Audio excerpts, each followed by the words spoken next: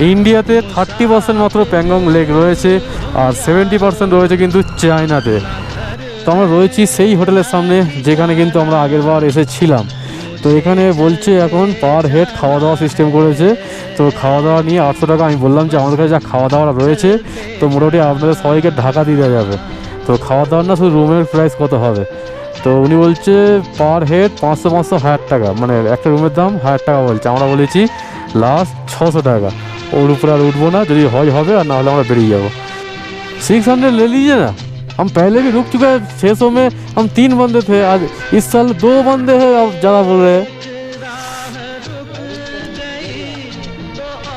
मैं सोचा कि यहाँ पे मैं जहाँ पे रुकता हूँ वहीं पे रुकूंगा, तो इसलिए मैंने पहले पूछा नहीं।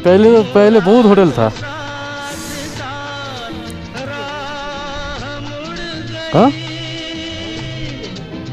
एक मैडम था पिछले बार, और उन्होंने दे दिया था। 2000 years later. হোটেল আমরা নিয়ে নিয়েছি, যেই হোটেলটা আগে আমরা ছিলাম সেম হোটেল। তো বাইকগুলো জাস্ট এখানে পার্ক করা রয়েছে, আর এই হচ্ছে আমাদের হোটেল। তো চলো তোমাদের হোটেলটা একটু ঘুরিয়ে দেখাই। আর সবথেকে ভালো কথা, মাত্র 600 টাকাতে কিন্তু আমরা এই হোটেলটা বুক করেছি। তো যাই হোক, মোটামুটি হোটেলের কন্ডিশন তো বেশ ভালো। এখানে দেখতে পাচ্ছ এখানে একটা বাথরুম রয়েছে, এইদিকে যতগুলো দেখবে সবই কিন্তু বাথরুম। আর আমাদের রুমটা হচ্ছে ঠিক এইটা।